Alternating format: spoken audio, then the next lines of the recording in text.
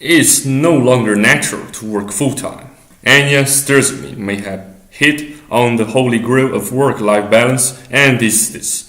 Let's just all work part-time. Midlifers have been caught in the vicious grip of work, taking care of our kids, taking care of our parents, and on occasion taking care of our much overdue need for a pedicure. But unfortunately, not so much this last one. Stedman is 33 and doesn't have kids. She has worked for the last half dozen years here at Huffington Post as top style editor. She recently asked for and got a semi-sabbatical of sorts, a reduction for hours for a few months, while she and her fiancé spent the winter in the Los Angeles sunshine instead of the New York cold, made possible by an apartment swap with friends. Just asking for such a consideration in a still shaky economy can take Leonard Doohan level courage without the sex. Once Stedman applied the brakes to the pace of her job demands. It didn't take her long to figure out the truism that lots of midlifers still struggle with. Working in a part-time job, if you can afford it, is the way to go. It can be just as fulfilling and meaningful as the one that stakes a claim to your every waking hour. And amazingly, she found you can actually accomplish a great deal when you aren't walking around fried all the time. I maximized the hours I did work so I was getting more bang for my buck work-wise, she said. What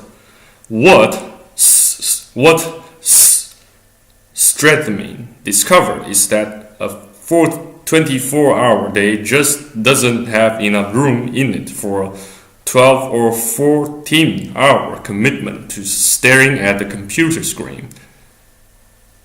There's fighting words for someone working in the digital space. She describes days when she really felt fresh air, ate more than one meal at her desk, and her mobile devices felt more like a zombie's ankle bracelet than a useful tool.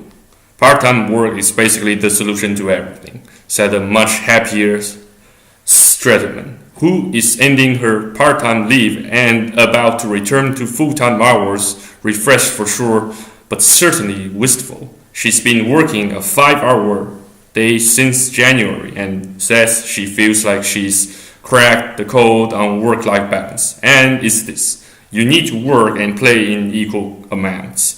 That's where the balance comes in. She said she realized that most jobs don't give you this option, but maybe they should.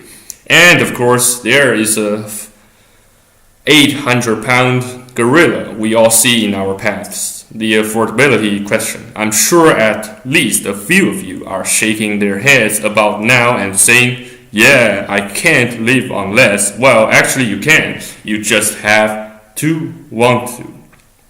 The truth is, we spend to our capacity. No matter how much I ever manage to earn, I manage to spend it.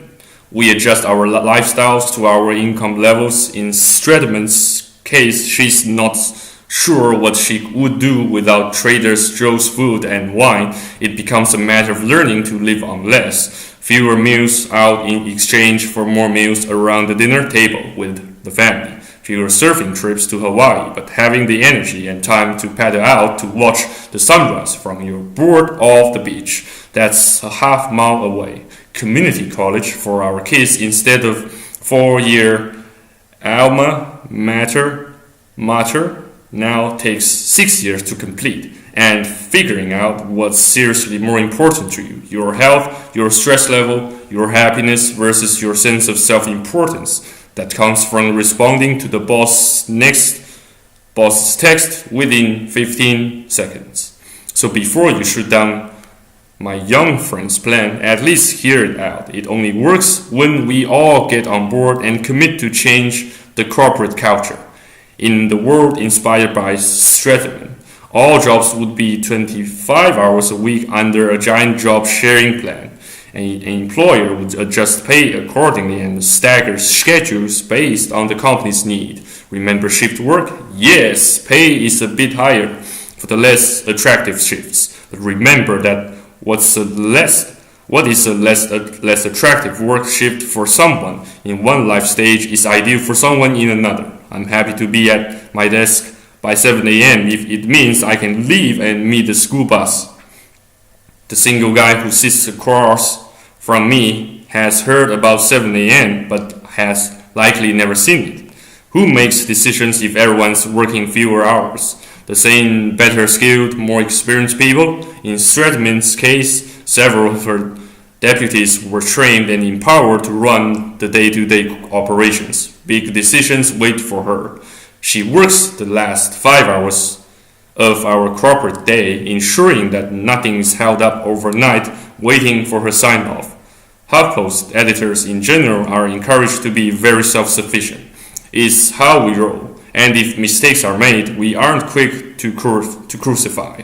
At 24 hours a week, more large employers will still pay for your health insurance, and there's an upside for them to do that as well. Stress is a killer, and we'd all be a lot healthier if we worked less and played more. Fewer claims to the company's insurance policy means lower bills. Companies recognize this reality with smoking and did their darndest to help workers to quit the cancer stick habit. Why not accept that stress is responsible for a lot of what ails us? Think about it. More time to be with your family, your friends, take hikes, cook healthier food, sleep more, read more, think more, breathe more. There's not a yoga class on the planet that can deliver what a 25-hour work week could. And yes, there would be less money to live on. I'd say let's practice clipping coupons and see how it goes. So I hope you have enjoyed this video on work-life balance, and if you do happen to enjoy it, please don't forget to comment, subscribe, and share it. And I shall see you on the next. I shall see you on the next video. Peace out. Have a great day.